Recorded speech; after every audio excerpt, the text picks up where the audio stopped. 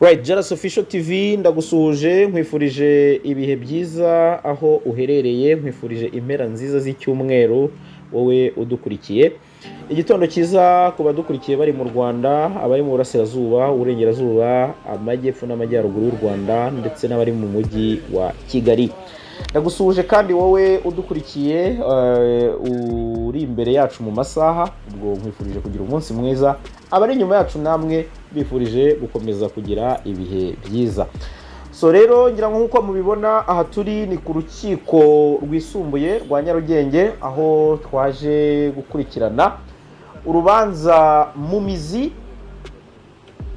kuri dosiye ya Bwana Honorable Bamporiki Edouard, ukurikiranyweho ibyaha bitandukanye birimo no kwakira indonke nk'uko byemejwe n'umuvugizi wa RIB Bwana Dr Murangira Thierry ku itariki 5 Gicurasi 2022.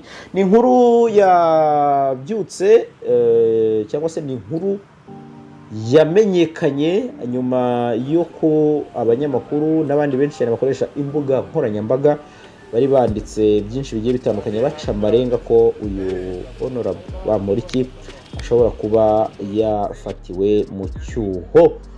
Nyuma y'igihe gito cyane ibi bivuzwe, Bwana Honorable Bamporiki yagiye kuri Twitter ye yandika asa nk'uca amarenga agaragaza ko koko ibyo akurikiranyweho yabikoze, ari nako asaba imbabazi umukuru w'igihugu. Ngira ngo rero ni tweet yanditse benshi muzi ubwo yandikaga ati: nyakubahwa umukuru w'u Rwanda Paul Kagame, narahemutse, umutima wanze kumpa amahwema.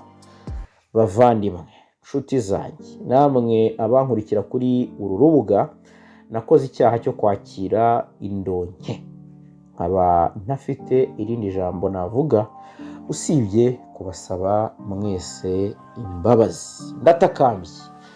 Igisigaye rero ni ukumenya ngo ese Bwana Bamporiki Edouard araza kuba n'ubundi yemerera umucamanza ibiyemereye kuri Twitter, abyemerera nyakubahwa Perezida wa Repubulika ndetse n'abamukurikira, cyane cyane ko ari bwo bibarwa cyangwa se ari bwo bihabwa agaciro nyuma y'uko abivugiye mu rukiko. So rero twebwe turi hano mu nyungu rusange, mu nyungu zanyu, mu nyungu z'abanyarwanda, kugira ngo mukurikire akantu ku kandi uko byifashe.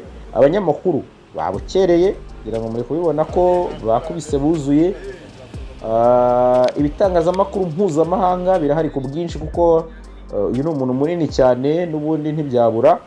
Kugira ngo wenda indi shusho twabaha kugeza ubu ku rukiko ihari imbere y'uko Bamporiki Edouard ahagezwa, ni uko hari amakuru avuga ko bishobora kuza kubera mu muhezo, andi akavuga ko ashobora kuburana. Ubwo byose turi kubivuga nyine kubera ko ari ibintu biri kuvugirwa hano ku rukiko na bamwe ntawabyemeza. Gusa igisigaye ni ukuza kumenya uko Bamporiki ari bwuze kwisobanura imbere y'umucamanza. Mu bihe bitandukanye Jaras Official TV yakurikiranye by'umwihariko iby'iyi dosiye cyangwa se iyi case ya Bwana Honorable Bamporiki. Ngira ngo murabyuka ko ku itariki 5 Kamena 2022 nibwo twasuye urugo rwe, aho byavugaga ko n'ubundi ariho afungiwe. Ku bw'amahire twagize Imana turamubona ndetse aranadusuhuza. Rero ni kimwe mu byo twabibutsa nkuko muri kugenda mubibona ku mashusho. Si ibyo gusa muribuka ko kandi iyi ni case uretse kuba Bamporiki yaranditse kuri Twitter umukuru w'igihugu cyangwa se perezida akamusubiza, cyangwa se akakoresha retweet cyangwa se akagira icyo abivugaho. Na Minisitiri w'Intebe Bwana Dr Edouard Ngirente nawe yari yabivuzeho mu bihe bitandukanye. Ngira ngo by'umwihariko ku itariki 18 ishyira 19 ubwo yaganiraga n'itangazamakuru mu kiganiro cy'umwihariko yari yegeranye n'itangazamakuru, yongeye kwitsa kuri iyi case ya Bamporiki Edouard, ubwo yavugaga ati ntabwo twihanganira ruswa ndetse agira byinshi avuga kuri iyi case. aravuga ati ndetse mwanabibonye ko n'umuyobozi nawe akurikiranyweho iyi ruswa. ngira ngo mu ijwi rye mu buryo bworoshye yagize ati mu Banyarwanda dufite tolerance zero tolerance. Nibyo niyo gahunda ya leta. Ubundi ntabwo twemera corruption, byaravuzwe inshuro nyinshi, ariko murabizi nyine ba ministry bava mu Banyarwanda. Iyo twifuza kwicika burundu ariko iboneze ku Munyarwanda wari wese, ntabwo ari uko ari ministry cyangwa atari ministry, Umunyarwanda wese byabonekaho icyambere biratubabaza. Ariko ikiza iyo yemeye icyaha nyine icyo gihe inzego z'ubutabera zikora akazi kazo. Ibyo case mwumvishe iri under investigation, barimo kuyikora iperereza, ahubwo ngira ngo na kimwe ahubwo kikwereka nyine ko ya tolerance koko ari zero, nuko na ministry wabifatiwemo bihanirwa, birakonfaminga nyine uwo murongo wa leta. Iyo abatari zero uwo minister ntiyari guhanwa, ariko mwabonye ko nyine yakora investigation naho ubwo arabyemera. Igisigaye twareka nyine ubwo inzego z'ubutabera zigakora akazi kazo. Ikindi mwavuze muti social media, kuki bijya muri social media mbere uko bijya mu rukiko. Social media sisi mutubwira nyine ko abanyamakuru bafite ubwisanzure. Social media ni itangazamakuru, ubwo nyine ntabwo ari kubye influencing judge afite ibintu yize n'ibyo agomba gukora. Niyo mpamvu ngo tureke ubutera gukora akazi kabwo. Hanyuma itangazamakuru ryo ntabwo turizirika, turareka rigakora ibyaryo naryo, ariko tuzirikana ko judge bafite ubushishozi n'ibyo. Rero ngira ngo mwabyiyumviye icyo itegeko ryo muri 2018 ryerekeye ruswa risobanura ku ndonke. Rivuga ko ari ikintu cyose gisabwe cyangwa se gitanzwe cyangwa se cyakiriwe cyangwa se gisezeranyijwe kugira ngo mu buryo bunyuranyije n'amategeko hakorwe cyangwa hatagira igikorwa.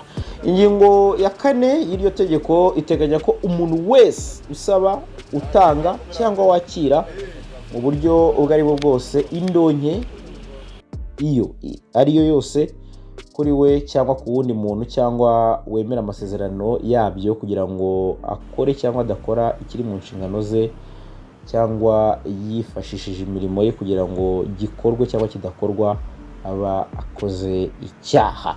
Iyo abihamijwe n'urukiko ahanishwa igifungo kitarenze imyaka 5 ariko kitanarenze imyaka 7 n'ihazabu y'amafaranga y'u Rwanda ikubye kuva ku nshuro 3 kugeza ku nshuro 5 z'agaciro k'indonke yatse cyangwa yakiriye. Ni hatari cyane. Iyo ibikorwa bigize ibyaha bivugwa kuva ku ngingo ya 4 kugeza ku ya 16 byakozwe n'umuntu uri ku rwego rw'ubuyobozi mu nzego za leta, iz'abikorera, societe civile n'imiryango mpuzamahanga ikorera mu Rwanda, uwo muyobozi ahanishwa igihano kinini giteganyijwe kuri icyo cyaha yakoze. Ubwo rero ni ibyo ngibyo, byinshi cyane twavuga. Ngira ngo itegeko rirasobanutse, igisigaye ni ukumenya ngo Bamporiki sobanura ate imbere y'umucamanza. Ari nabyo tugiye kubakurikiranira akantu ku kandi, mukaza kuba mumenya uko urubanza rwagenze. Bwana Edouard Bamporiki yavutse ku wa 24 Ukwakira mu 1983.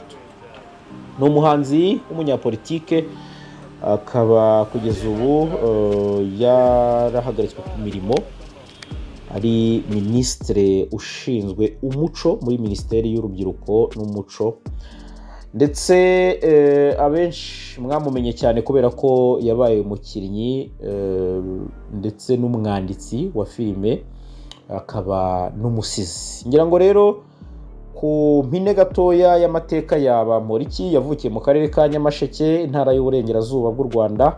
Yize amashuri muri ako karere mu 2003 igihe Bamporiki yari afite imyaka 20, yinjiye mu ikinamico. Ngira ngo ni nabwo abenshi mwamumenye cyane mu akina yitwa Kideyo kuri radio y'u Rwanda. ibi ndetse byakomeje kumwerekana nk'umukinnyi w'umuhanga. Ikindi kintu wamumenyaho ni uko kugeza ubu afite impamyabumenyi ihanitse mu by'amategeko yakuye muri Université Libre de Kigali ILK. Mu bihumbi 2013 Bwana Honorable Bamporiki yatorewe kuba umudepite mu nteko ishinga amategeko y'u Rwanda. Muri 2019 yagizwe minisitiri w'umuco muri minisiteri y'urubyiruko n'umuco, biherewemo icyizere na perezida Paul Kagame imbere y'inama y'abaminisitiri. Mbere yaho gatoya uyu Bamporiki yari perezida wa komisiyo y'igihugu y'itorero ry'u Rwanda. Muribuka cyane saga yitwa Oda Paccy ubwo yamburwaga ubutore nyuma yo gusohora indirimbo yise cyangwa se yasohoye icyo gihe yise Ibyatsi. Icyo gihe murabyibuka ko iyo saga rwose ni mu zatumye abenshi babasha kuba bakongera guhanga ijisho kuri Bwana Bamporiki wari washyize umukono kuri iri tangazo rihagarika Oda Paccy nk'intore. Bwana Bamporiki yamamaye cyane muri filime nka Long Coat, imwe muri filime zizwi cyane binyuze ku nkuru y'umuntu warokotse jenoside yakorewe abatutsi mu 1994, ndetse ni umwe mu bantu cyangwa se ni umwe mu bahungu wakoze ibyaha. Iyi filime rero ikaba yibanda mu gusiga amateka ye. Bamporiki yanditse, akina, anayobora kandi akora ikinamico y'iminota 63 yerekanwe bwa mbere muri 2008. Ibi rero byatumye n'ubundi ava mu rwego rw'akarere agera ku rwego mpuzamahanga, agera no ku rwego rwo gutwara igihembo cya mbere mu iserukiramuco rya filime nyafurika ribera i New York. Ngira ngo rero ni umuntu ufite ibigwi binini cyane, binini ariko ahanini bishingira ku mwuga we wa sinema ndetse n'ubuzima bwe bwa politiki. So rero nta bintu byinshi cyane twatinda tumuvugaho uretse gutegereza kiri buze kuva muri uru rubanza tukakibabwira, ubundi tugasigara dutegereje umwanzuro w'urukiko. Iyi ni Jaras Official TV, turi hano ku rukiko rwisumbuye rwa Nyarugenge. Byinshi murabikurikira akantu ku kandi kuva Bamporiki ahageze kugeza aburanye kugeza asubiye aho agomba kuba ari. Ibyo byose murakomeza kubikurikira kuri iyi channel. Ndabashimiye abo turi kumwe, dukomeze tubane, ntabwo mbasezeye. Turagaruka mu kanya tubabwira iby'urubanza ndetse n'ibyavuyemo.